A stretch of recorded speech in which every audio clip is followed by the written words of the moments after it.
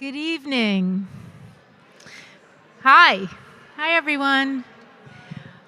My name is Tracy Fitzpatrick, and I'm the director of the Neuberger Museum of Art. Welcome. I'm so glad to see all of you here in the room, and I want to welcome all of you attending virtually as well.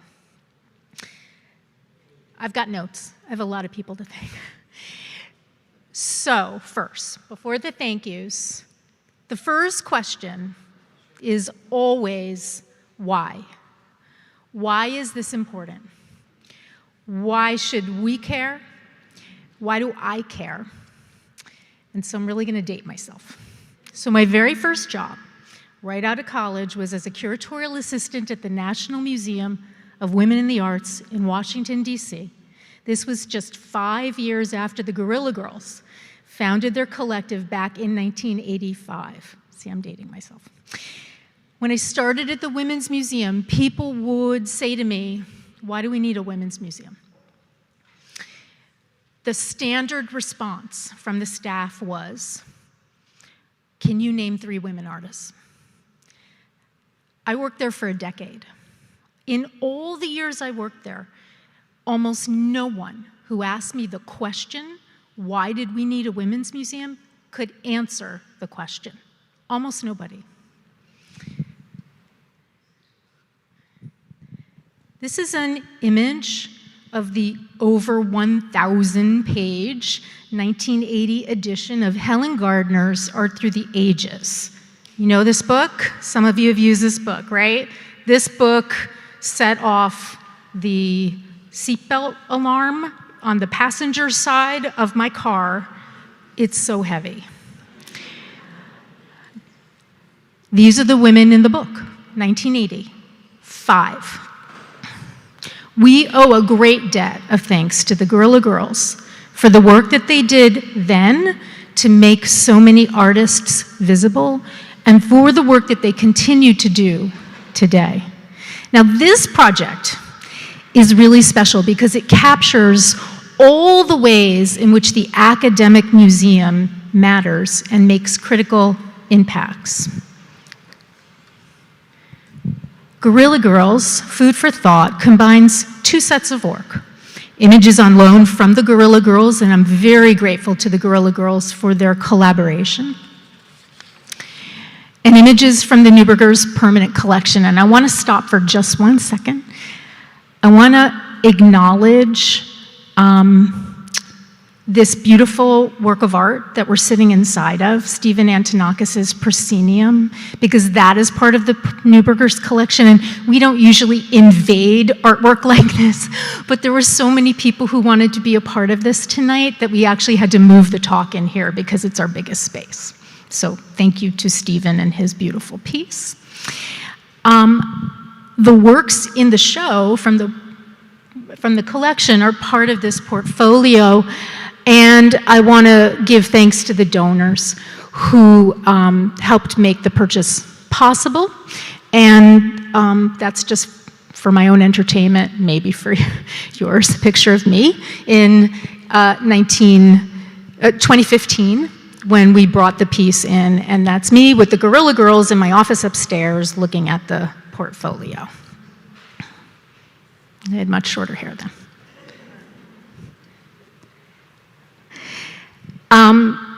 Just a couple of more thank yous. And actually, first, I just want to note that this talk, April 16 at 6 o'clock, is happening at the exact same time that almost 40 years ago, the Guerilla Girls made their scathing critique against the Whitney Biennial, or of the Whitney Biennial, for its lack of diversity. So it's a little ironic that we're here right now, all together. Okay, just a couple of more thank yous, because I know you want to see the artist, not me. My gratitude to Rem Ribeiro, the curator of the exhibition. Rem is our curatorial assistant. She's a graduate of the Purchase College Master's Program in Art History, Criticism, and Theory. She worked with her curatorial interns, Cameron Drury, Letizia Frances, and I hope I'm saying your last name correctly, Letizia, I'm sorry if I'm not, and Bo Young to create this project. At the end of the talk, Letizia and Bo will be in dialogue with the artist, asking her questions stemming from their experiences working on this project. Grateful thanks to the Benjamin family for working with us very recently. They helped reorganize one of our endowments so that we could support our paid internship program, and our interns benefit from that every day. And I also want to thank the donors who made this this evening possible. I'm almost done, I promise. I want to thank the Purchase College leadership, the Friends of the Neuberger Museum of Art, and our Neuberger Volunteer Museum educators. I want to thank the entire amazing staff of the Neuberger, especially Diana Puglisi, our Curator of Education, for organizing this event tonight. Thank you to Purchase College alums, Amy Helsel and Jeremy Swirling, who are supporting this event through their creation of an endowment in the name of Amy's father, Stanley, who was a longtime volunteer at the Neuberger.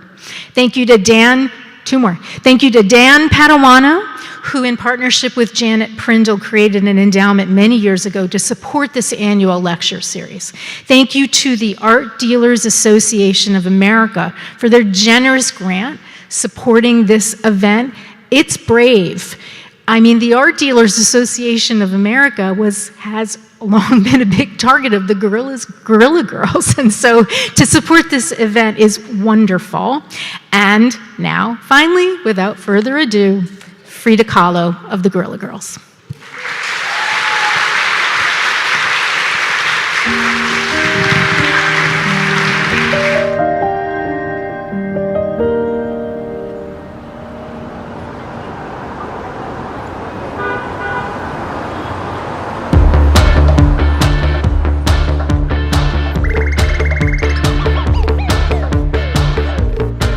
There's nothing worse than the word art appreciation. It implies that you're just there awestruck and whatever you're being fed, you appreciate. Art really is about discourse and about discussion. You have any ideas what museums could be? Decolonizing museums. Like not having stolen things. If the art is for the public, then the public should have a right to express their opinions and views. As a young artist, like sometimes I see things and like get so frustrated and feel like nothing has changed.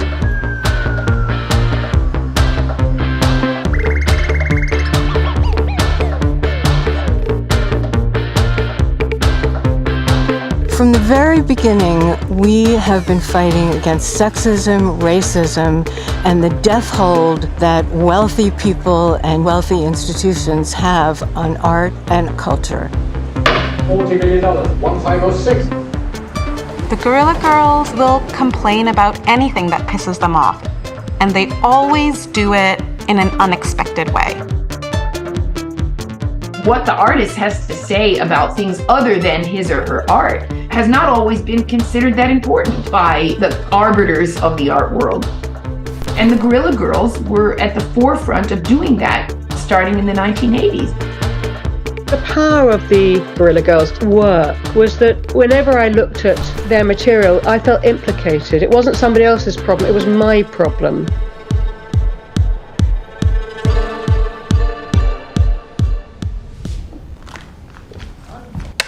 I'm one of the founding members of the Guerrilla Girls, and I've been involved in just about everything the Guerrilla Girls have done since 1985. I'm kind of a lifer, but I am, in my real life, an artist. And I'm also a founder of the Guerrilla Girls and also a lifelong political artist.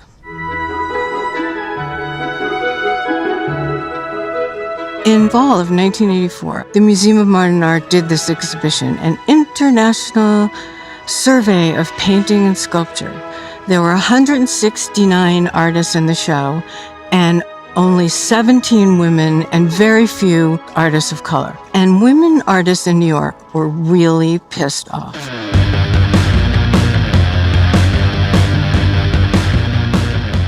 We were educated to sort of respect all the institutions and the people that were making decisions and the people who were writing art history. But it dawned on us that it was filled with its own biases and limitations. We're marching in a picket line in front of the Museum of Modern Art, and we realize not one person going into the museum cares.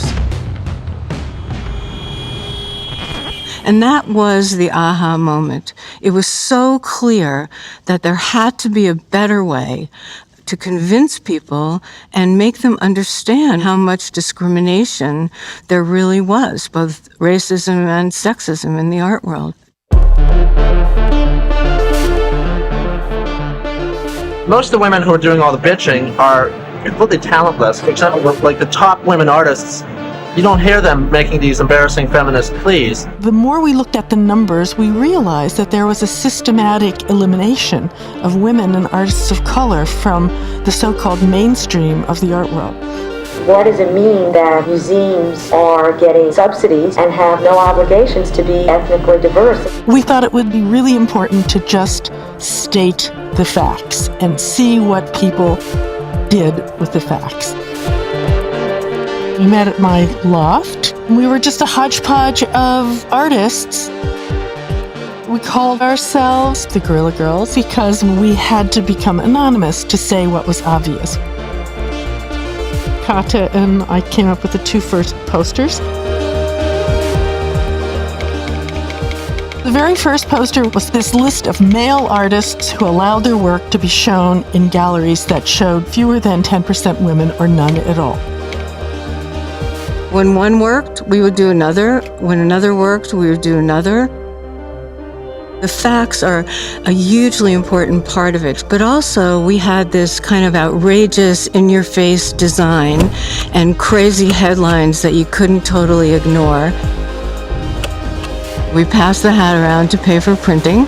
We were sneaking around New York in the middle of the night putting these things up, and people saw them and all hell broke loose.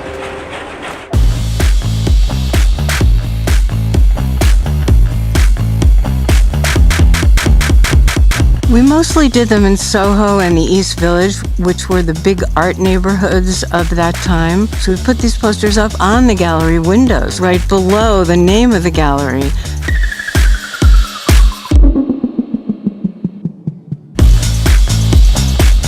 It was so exciting to go out the next day and to see a dialogue being ignited.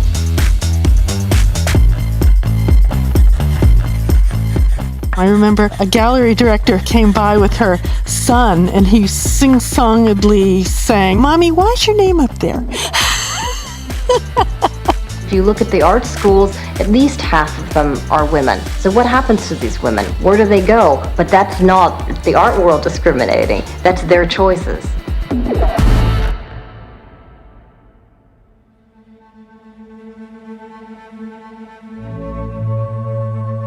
The advantages of being a woman artist. Working without the pressure of success, not having to be in shows with men, having a relief from the art world with your 4 freelance jobs, being reassured that whatever work you make, it will be labeled feminine, knowing your career might pick up after you're 80. Over the years, about 60 people were in and out of the group. Collaboration was wonderful when it worked. It was painful when it didn't work. We didn't understand where it would go, but we knew that what we were saying, moment to moment, was something that was irrefutable.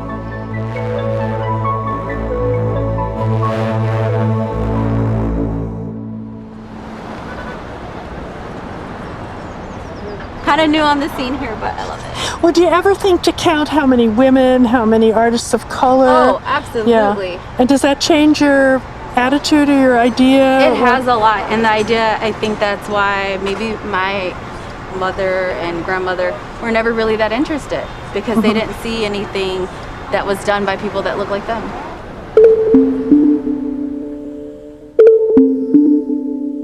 I always felt distance from the socioeconomics in the art world. I grew up in Pittsburgh in a working class family. There was a lot of trauma in my family with parents dying and getting sick, and I had a lot to take care of. So I really never felt the freedom to rebel in my adolescence. I grew up in New York City. I was an activist in my teens, and I got kicked out of college for being in a demonstration, and that kind of pushing the envelope has always been my life, and it's always been the kind of art I do. I was uncomfortable with this idea that there was a level playing field because it was not my experience in life or in the art world. So the minute I felt the freedom to criticize it, it was wonderful, it was great. It opened up a whole part of my brain.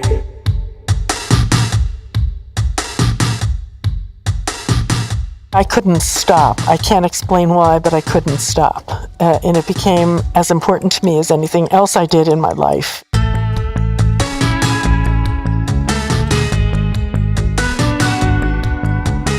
Those of us who were unfairly left out of the system, it was like a breath of fresh air. It seemed daring, it seemed exciting. And the people on the posters were really pissed off. They now feel they have to contend with us as a power. And it's very bizarre to be at a point where I get more respect with a gorilla mask on than I get with it off.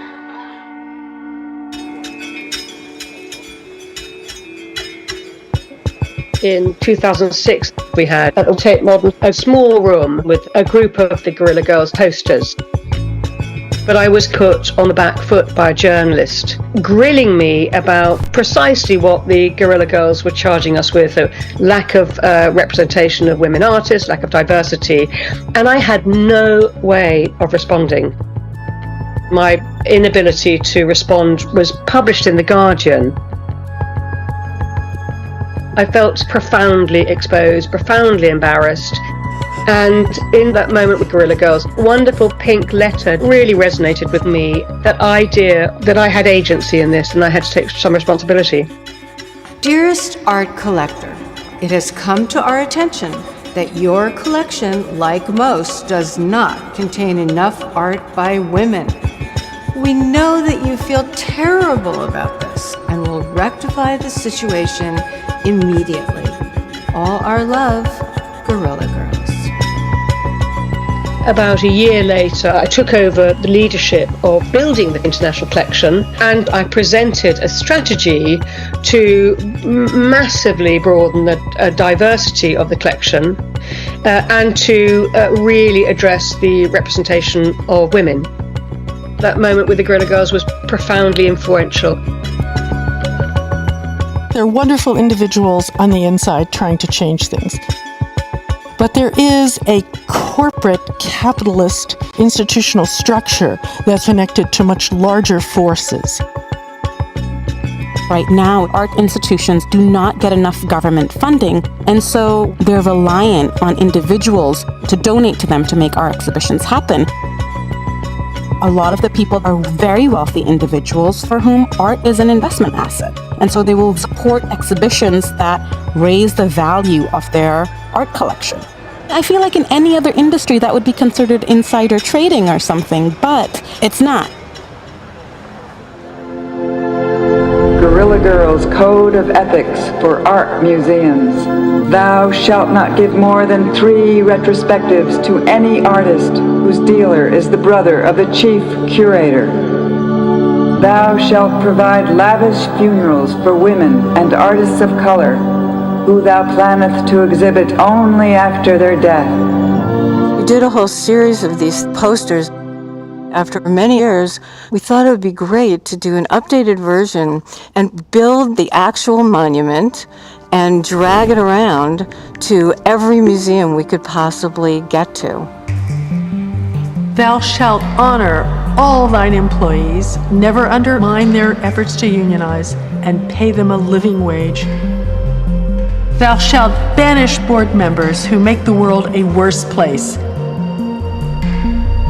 If thou exhibiteth super expensive art, bought at super fancy galleries and donated by super rich collectors for super big tax deductions, thou must rename it thyself the Museum of Super Rich People's Art. Everybody, this is a monument we think needs to be outside every single museum. So who wants to talk? The public has no say whatsoever. They just go and look at their art. what these museums are doing is they basically turned it into a business. You are now an honorary Guerrilla Girl. Oh, really? Yes. Thank you. So now I think in a lot of these institutions, they've clung on to the fact that it's trendy to be like putting art out there that is promoting social justice, but when you look at what they're actually doing in practice, it doesn't support those ideals. Oh, I agree. We think that trustees should be chosen who make the world a better place. What did you see in the museum today? Oh, we didn't. We're yet to go in. We came to meet you first. Oh, that's so yeah, we nice. saw it on your Instagram. I consider my art guerrilla art. But like I like put a poster up in my city in India and stuff like that about mental health. That's wonderful. This is great. Oh my gosh. Thank you. Thank you so much. much. Well, we've been so lucky that people all over the world want our work. The Guerrilla Girls' work has always been statistics. People don't believe you unless you show them the numbers.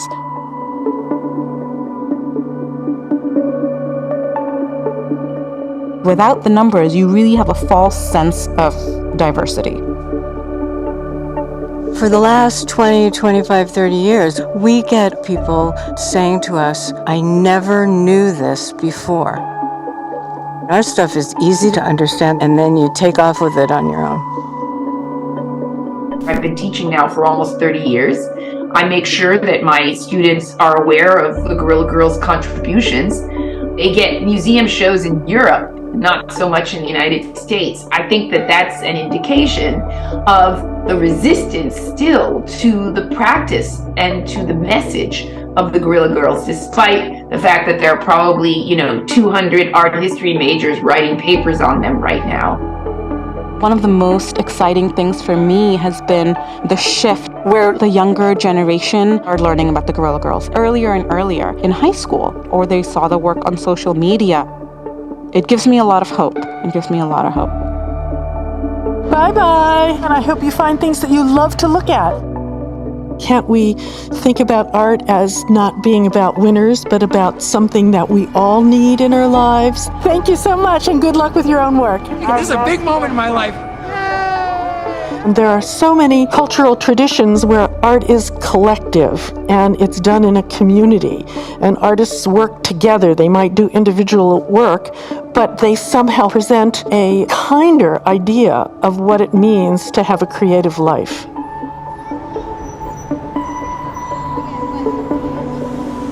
Come over.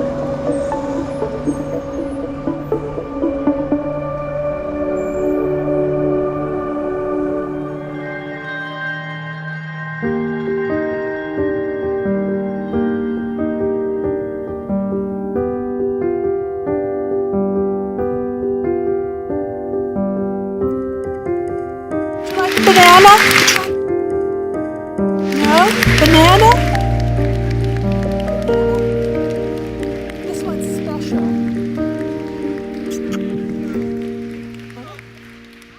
Banana? Banana, anyone? Should I throw this one? I don't have any insurance. Gonna...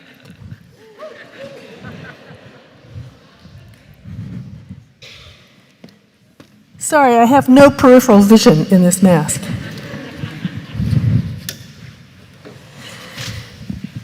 Okay, we're really facing a difficult time in the United States right now. Our government is being dismantled. Our constitutional rights are being dismissed. Immigrants are being disappeared. ICE violence has become random. Wars are being fought without goals, and people are dying and being killed with impunity. All the while, billionaires and government officials are becoming richer and richer, and ordinary Americans find it harder and harder to earn a decent living. Who knows what outrage will be presented to us tomorrow? I don't know whether you're stressed out like me, but I would really like to start out tonight with one big collective scream. Okay? Are you ready? 1, 2, 3.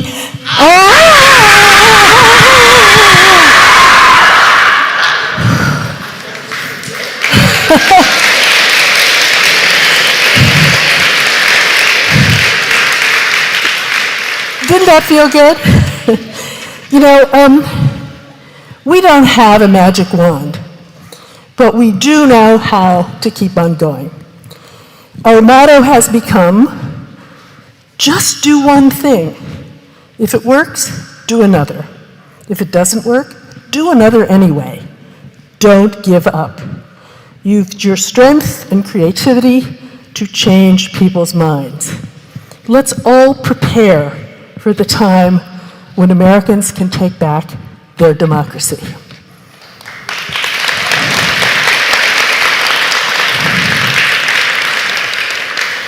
As you learned in the film, I'm Frida Kahlo, and I'm one of the founders of the Guerrilla Girls. And I've been involved in just about everything our group has done since 1985. We were formed to create political art that uses the persuasive strategies of advertising and messaging to show people things they didn't realize. And over the years, I believe we have found a way, an in-your-face, unforgettable way, to break through people's preconceptions and prove to them that the art system isn't always a meritocracy where museums, galleries, critics, and art collectors always know best. From the very beginning, in 1985, Guerrilla Girls have been diverse in age, economic class, sexual identity, and from many ethnic backgrounds: Asian, South Asian, African American, Latino and Latinx, Asian, South Asian, go on and on. Each one of us has taken on the name of a dead woman artist that she admires as a pseudonym. Here's an exhibition that just closed at the Getty Research Institute in Los Angeles. It was really exciting to sort of be the focus of this show. We had very little to do with it. It was really based on our archive, which means all of the things we should have thrown away, but never did. And it was not about our work as much as how we did our work, as a kind of instruction.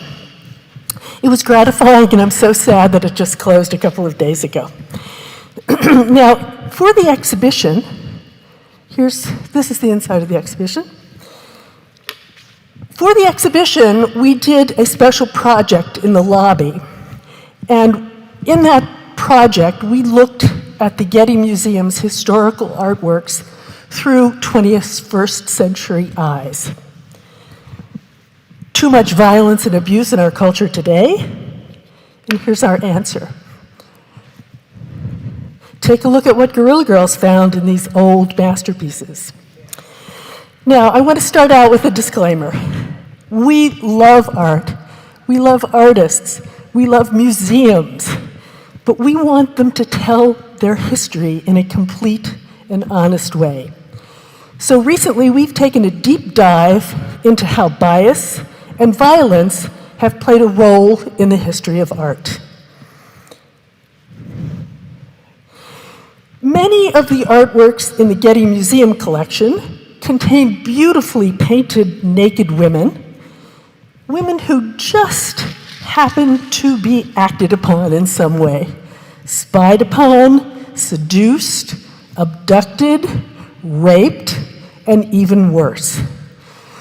So we decided to have the characters in some of these paintings step out of the artworks and in cartoon bubbles talk about what's happening to them inside the story of the artwork. And here is Orazio Gentileschi's Danae and the Shower of Gold, painted in 1621, based on a story taken from Ovid's Metamorphoses. And here's Danae, lounging naked, with her arms up, and she's telling her story. My father, a king, locked me in a vault after the oracle predicted I would bear a son who would kill him. But the god Jupiter came to me one night as a shower of gold and knocked me up. Orazio, the painter, shows me naked and willing when in fact I'm a prisoner being raped. Years later, my son did kill my father, and I say the old man had it coming. Now, Danae's pose in this 1622 painting is kind of like how female influencers pose for selfies today. So we gave her a cell phone on the side, and we have her taking pictures. We brought her into the 21st century, where, of course, we all know sex sells. Now, we would never want to censor any artwork at all. We would just like everyone to realize that abuse and violence against women have been aestheticized and glorified in art for a long time. And any honest history of art should acknowledge it and then deal with it. Gender bias. As you all learned in the film, the Guerrilla Girls formed in 1985 to do street posters about the dire situation of women in the New York City art world and beyond. We went after artists, museums, and the galleries who participated in a rigged system.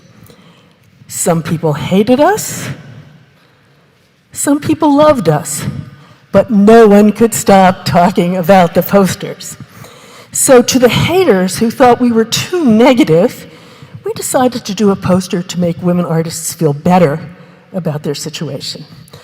Of course, it didn't really turn out that way. And of course, you've seen this one before. The advantages of being a woman artist. We all have our favorite, and mine changes every decade in my life. I'm looking forward to being discovered after I'm 80.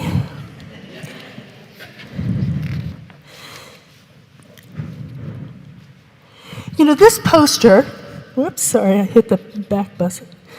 This poster, whoops, sorry, I have an itchy finger. This poster has spoken to women all over the world and in many professions. It's been translated into Korean, French, Spanish, Turkish, Cantonese, and South Asian's Malayalam. And last year, it even was translated into Bulgarian for an exhibition at the National Museum in Sofia. And we'll talk more about that later. But back to our origin story. A couple of years after our Advantages poster hit the streets, the Public Art Fund in New York asked us to do a billboard. So one Sunday morning in 1989, we went to the Metropolitan Museum to count naked bodies in the artworks. Then we decided to count the number of women artists in the same group of artworks. What we discovered and the poster we created from it became a game changer. And I believe you've also seen that. Now, this poster is a really good example of how we learned to craft our work. We use disruptive headlines, outrageous design, and undeniable statistics.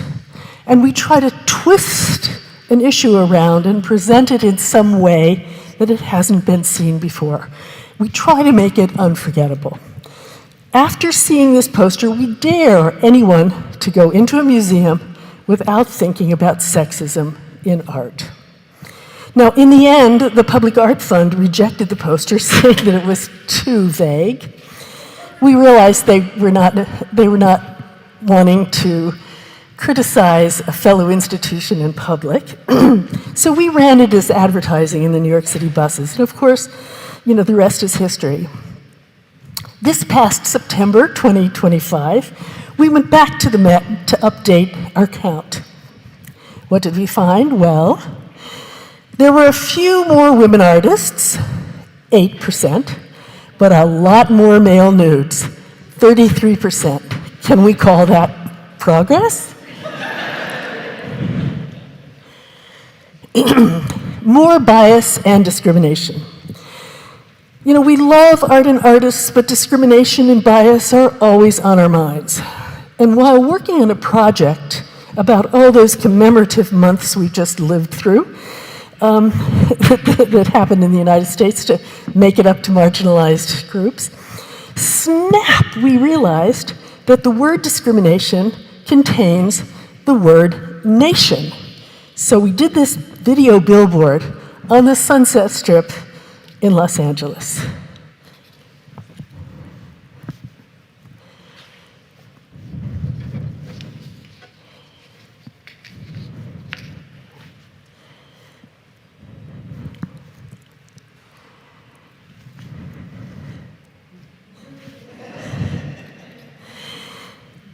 In 2002, a bunch of women film directors asked us to do a billboard a few blocks from where the Oscars were being held.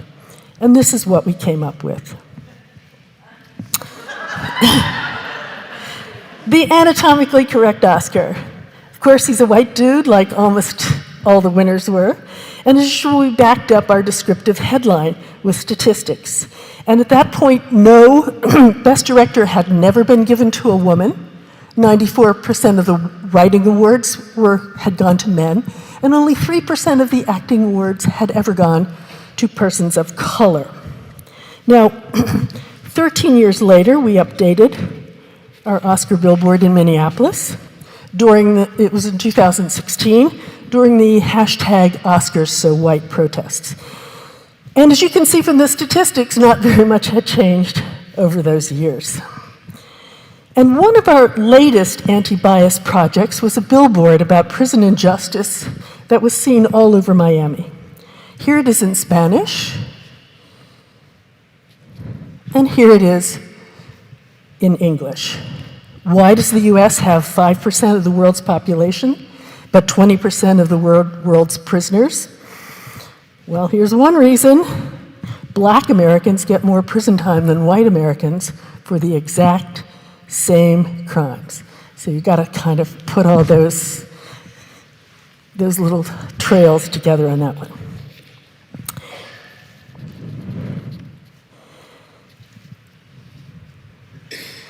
Reproductive rights are essential to women's rights.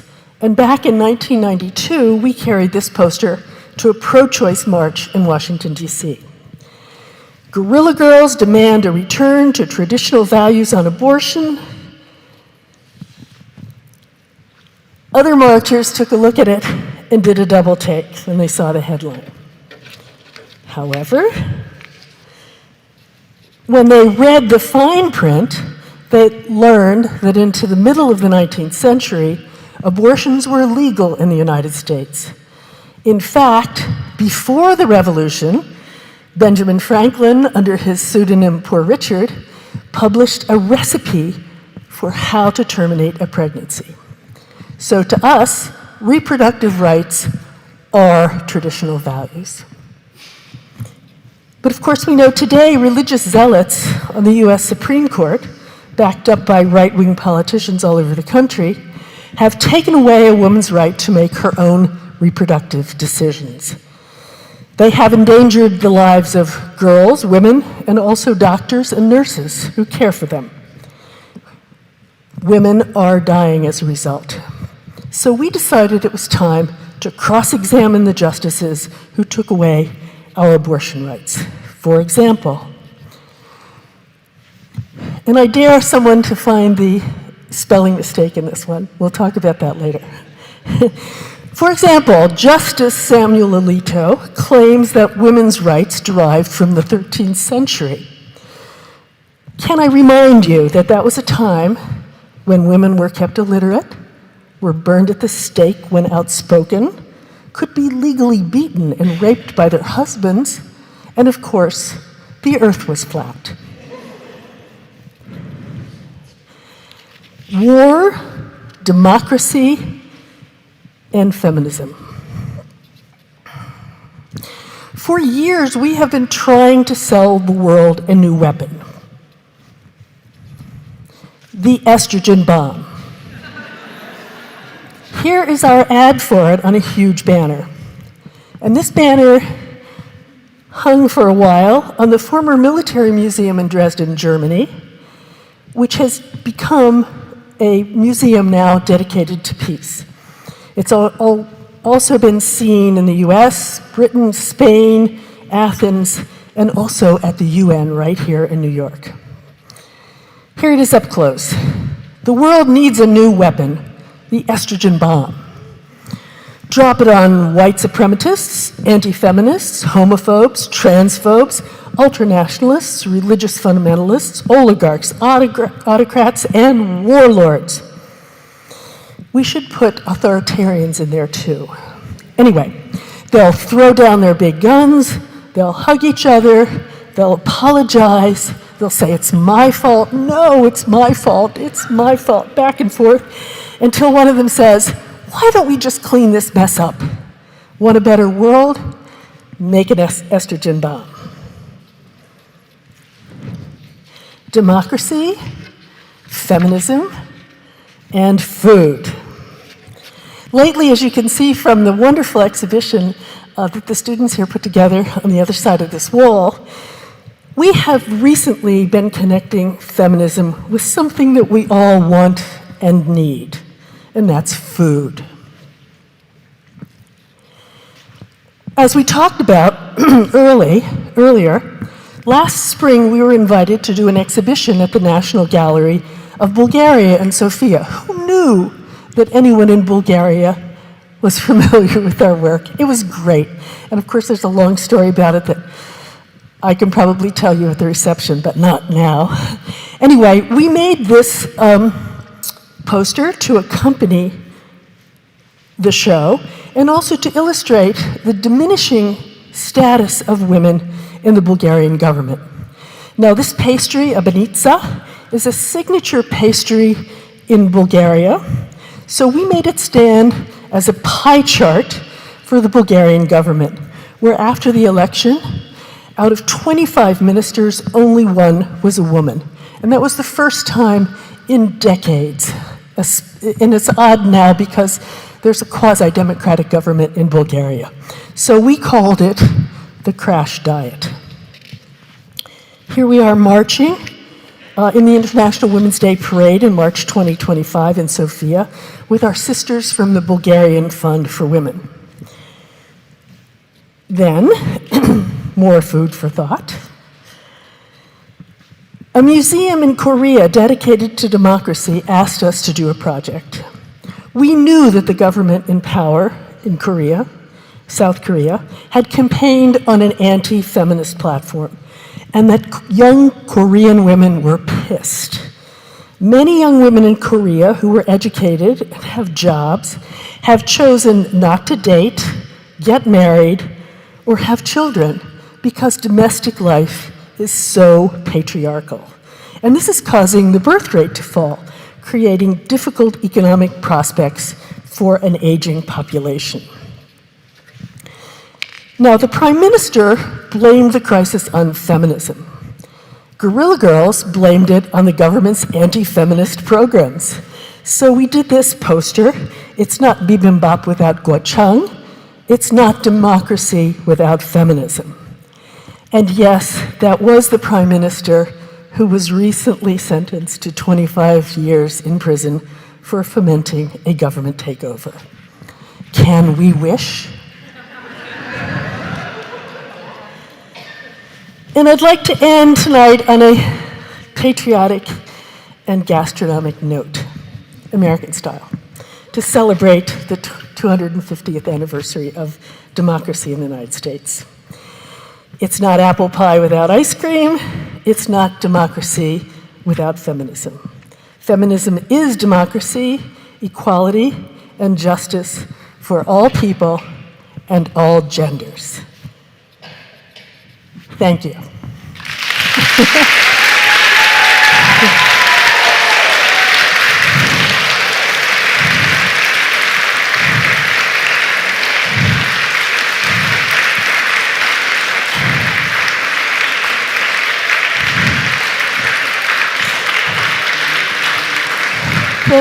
Thank you.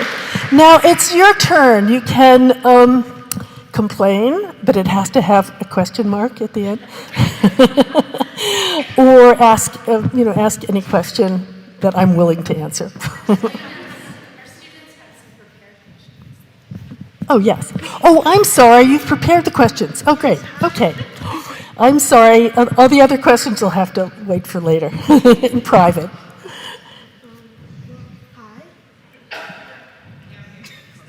Hello. Hello. Hello.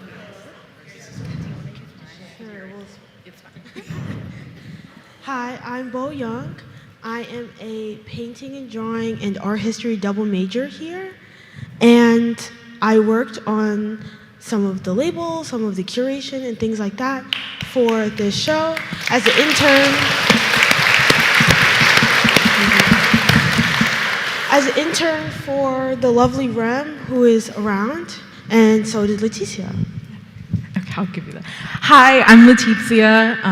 I'm a junior painting and drawing and photography major.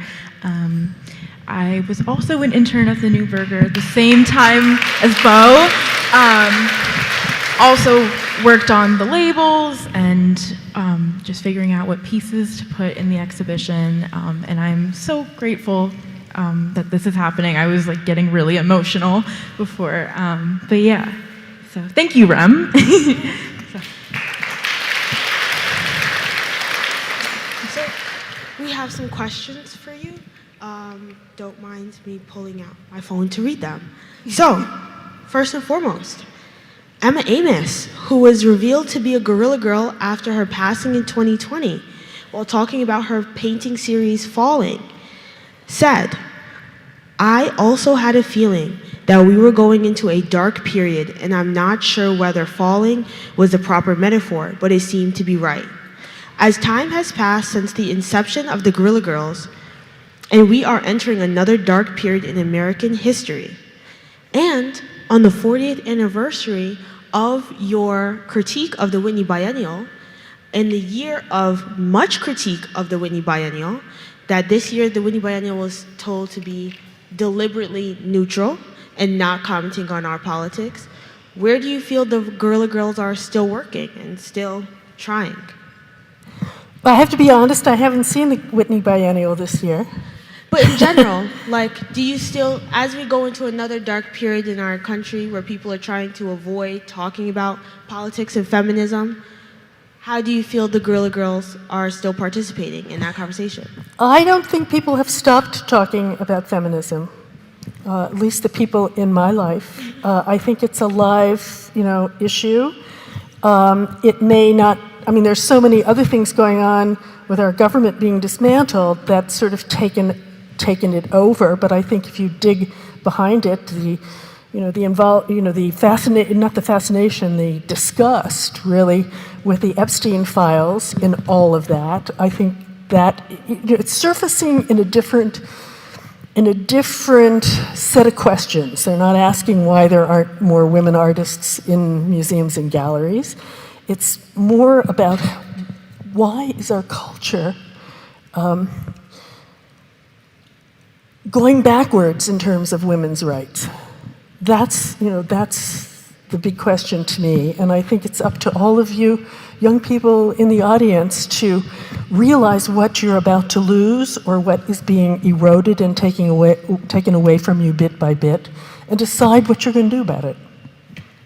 And thank you for mentioning Emma Amos. She was a wonderful, now deceased member of our group who added so much soul to our work and was constantly questioning what we were doing and really forced us to look at things in many, many new and very important ways. So thank you for bringing up Emma. Yes, of course. And thank you for your answer. Do you want to go? Sure. Yeah. Hello. Okay. I'm going to also go on my phone and find my question too. All right. So my first question, what are your feelings about the current administration's blocking and or censoring the rights of women in our society, in the arts, voting, bodily autonomy, education, and now at the international stage where our administration is the only government declining the move forward for rights of women and protections of women? It sucks. Yeah.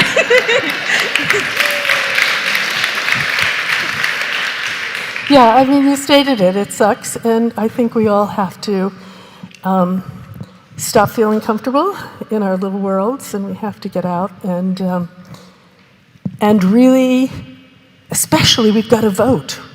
We all have to vote, and we have to support people who represent progressive, human, ethical positions. Thank you so much for that answer. It's really nice to hear it from, 2 words. Yeah. 2 words. Thank you.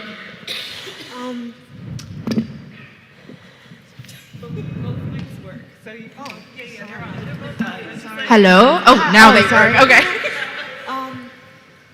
My next question was, in the age that we are in now, you guys started in 1985, and now in 2026, text and ads and graphic imagery has become such a bigger part of our life, especially with the advent of the internet.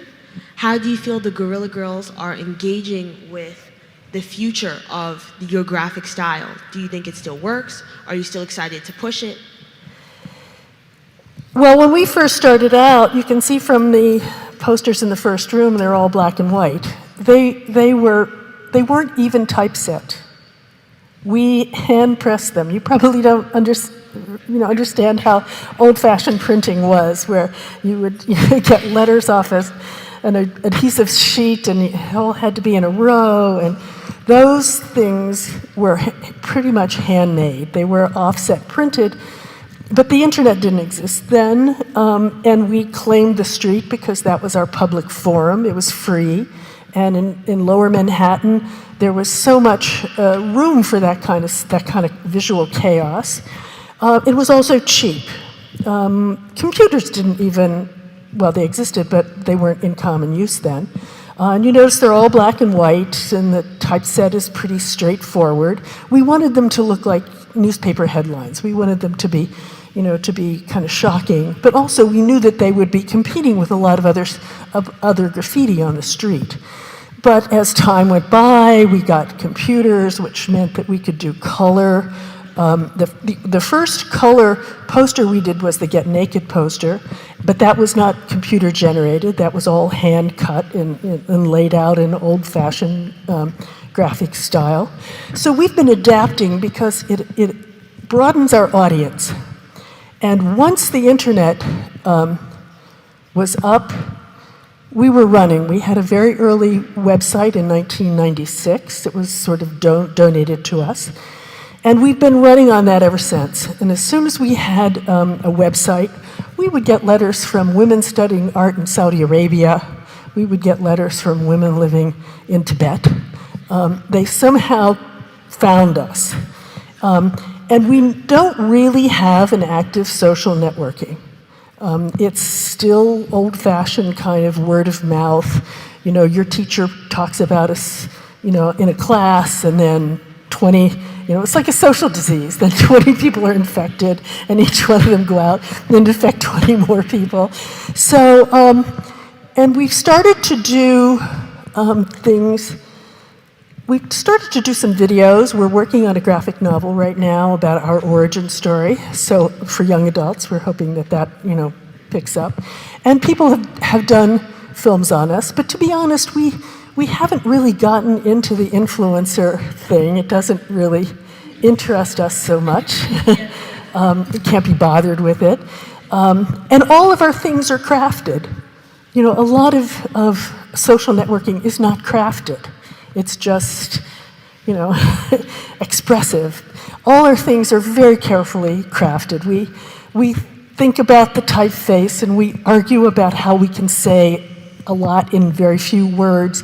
It takes a long time to do our work, even though it's meant to be read quickly. So we really don't. We use Instagram and Facebook as a way of publicizing things like this or our exhibitions, but we don't really use it as a vehicle of communication. We let the work do that. Thank you. So my last question, would be, what message or motivation would you give to women in the arts, specifically at the college level, like us, that are trying to find their voice and continue to create? Well, keep your eyes on the prize. Realize that the work is its own reward, and that you can make the art world that you want to live in. You don't have to adapt to the art world as it exists. And slowly, slowly, slowly, the art world is becoming a little more communal. You see many artists working in collectives like we do. You see many other ways of getting your work out. You don't really have to rely on whatever that mainstream is that feeds you up through, you know, the rich collectors to the to the wealthy museums, to the whatever. There are lots of ways to show your work, to get your work out. We really work on a different model. We don't show in commercial galleries. We sell our posters for $40. So for $40 you can have some of the same posters that are hanging in museums. We really are more interested in having our work widespread as a message and as a record of the time than we want it to be worth lots of money. We have a different, economic model that we work on. It's, we live modestly, which is fun. It, keeps us, honest, and it keeps us thinking about the problems of everyday life. And you don't have to be a millionaire or a billionaire artist to be influential. Thank you. Thank you so much. This really means a lot to all of us. Thanks.